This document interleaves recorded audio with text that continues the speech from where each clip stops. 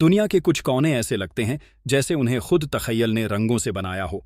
हर एक जगह अपने अंदर एक कहानी और हुस्न समेटे हुए है।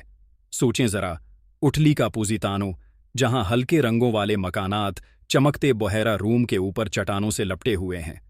ये मंजर इतना दिलकश है कि जैसे ख्वाब में कदम रख दिया हो। समंदर से दौर भारत के सूबे महाराष्ट्र के सख्त पहाड़ी मनाजिर में दौड़ाब किला बुलंद है। एक ऐसा किला जो तारीख और महम जॉय के रंगों में लिपटा हुआ है। इसकी ड्रामाई चट्टानें और खामोश रास्ते सदियों की ताकत की गवाही देते हैं और हर आने वाले को माजी को छूने की दावत देते हैं। फिर बोत्सवाना में ओकावांगो डेल्टा फैला हुआ है, दरियाओं, झीलों और जंगली हयात का एक जिंदा नक्शा, जहां हाथी आज़ादाना घूमते हैं और परिंदे आईने जैसे पानी पर रक़्स करते हैं। ये जगह याद दिलाती है कि छिपे हुए अजायबात कई शक्लों में सामने आते हैं। साहिली, कशिश, कदीम शानदारी और बेकाबू जंगली फितरत। अब चलते हैं ऑस्ट्रिया के एक सबसे खूबसूरत गांव की तरफ, जिसे अक्सर आउसबाक कहा जाता है। ये एक ऐसा मकाम है जहां वक्त की दिलकशी और कुदरती हुस्न एक दूसरे में घुल मिल गए हैं।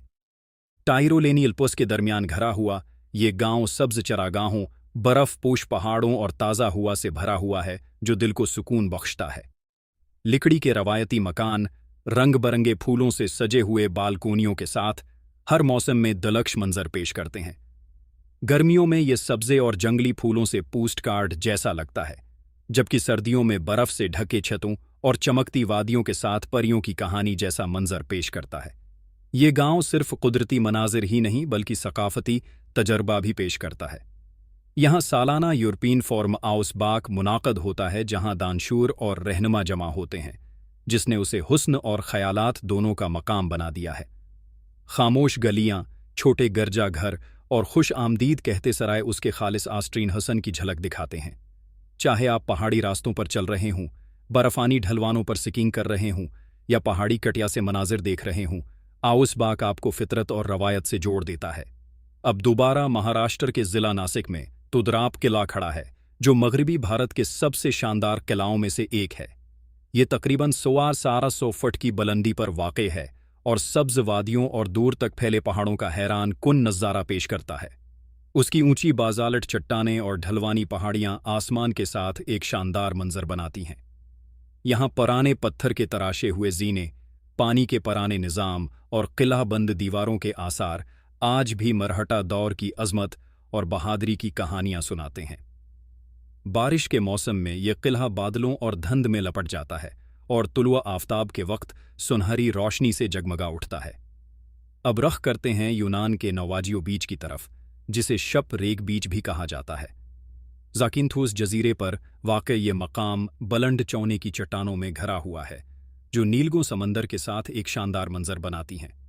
नर्म सफ़ीद रीत पर एक पुरानी जहाज की बाक़ियात मौजूद हैं, जो साहिल को प्रासरार और मुनफरिद बनाती हैं। ये जगह सिर्फ कश्ती के ज़रिए ही पहुँचने के काबिल है, और जैसे ही आप करीब आते हैं नज़ारा दिल को छू जाता है। ऊपर से देखा जाए तो ये दुनिया के सबसे ज़्यादा तस्वीर खींचे जाने वाले मनाजिर में शुमार होता है।